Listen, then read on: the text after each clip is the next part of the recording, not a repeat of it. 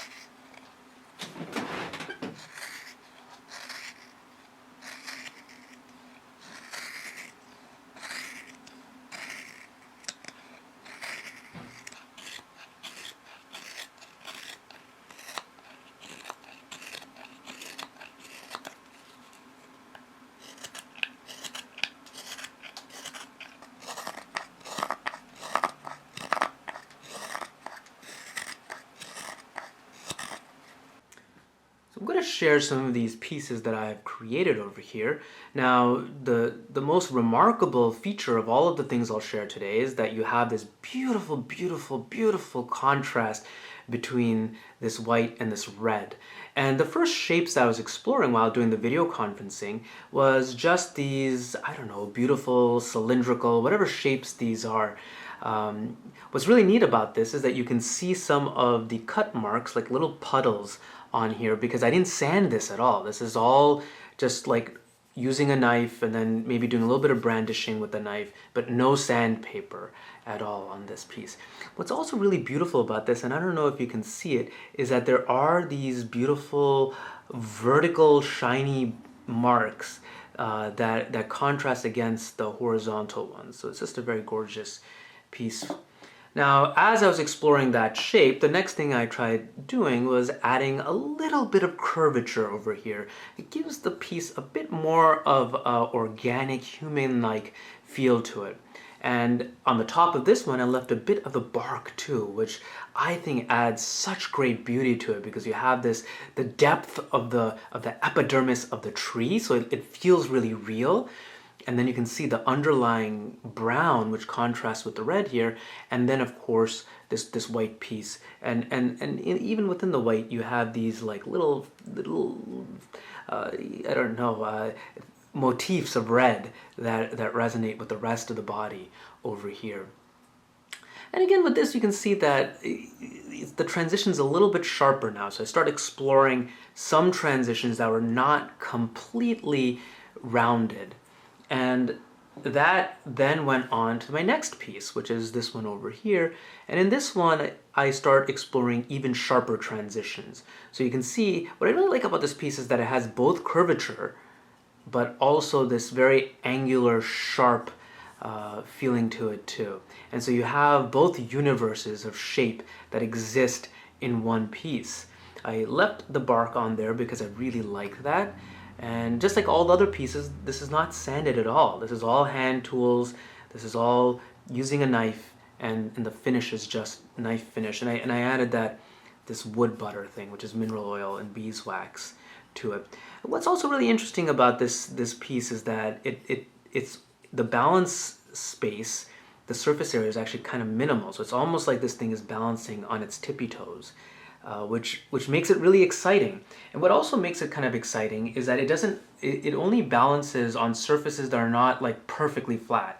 If it's perfectly flat, it's harder to balance this. So sometimes you have to twist it around until you find that little groove which allows it to stand. Now, I go into the sharpness in the piece after the next one that I'm going to describe.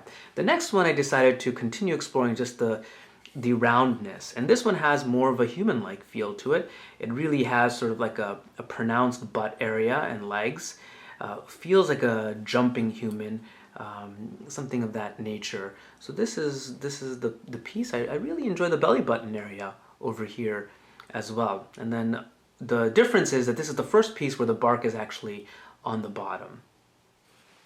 And this one, what you can see if I put it up, is that it doesn't balance and perfectly, so you have to kind of twist it until it's sort of like a game, and it's a lot of fun until you find that perfect space in this not completely flat surface where this is able to balance. And so this is like an exploration of the space, and I really like how this will not balance in a perfectly flat. You really do need these micro ups and downs. Okay, now this piece over here, if you remember, had sharp edges to it, and in this next one I really explored sharp edges as being the main theme.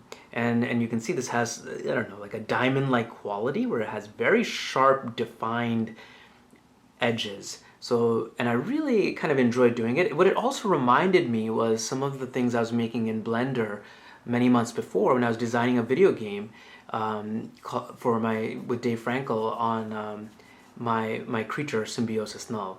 So this sort of reminded me of that. So once I created this one, the next thing I wanted to do was look at more nuanced sharp edges. So you can see there are some very clearly defined sharp edges, but then there's some very shallow sharp edges, and I was exploring that. And it's hard to see when the sun is like full blast on it, but it has this sort of crumpled look to it, and it has complexity in it, which I really enjoyed doing. And you can also see over here I've got a little bit of the bark missing, and I like that. I like that sort of water falling into this white, and then this sharp edges. And I don't know if you can see it, but the grain structure is really interesting over here. It just looks really gorgeous. Okay, from there I went on to another human-shaped one, a human-shaped one that's kind of reminiscent of this piece over here. And in this one, I practiced everything that I had shown you. So it has some really well-defined sharp edges. It has some nuanced sharp edges as well. It's got sort of white on both sides, which is kind of interesting. It's got this. It really looks like a head of a human, and a body of a human too, over here.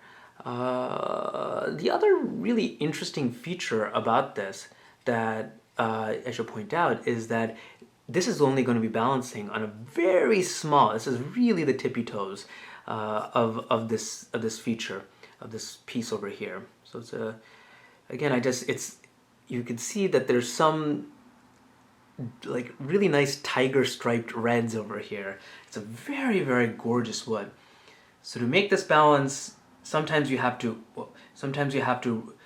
rotate it a little bit just to get that perfect little groove where it can stand. Now the next two, and these are really coming to the end of it, I went back to looking at just curves.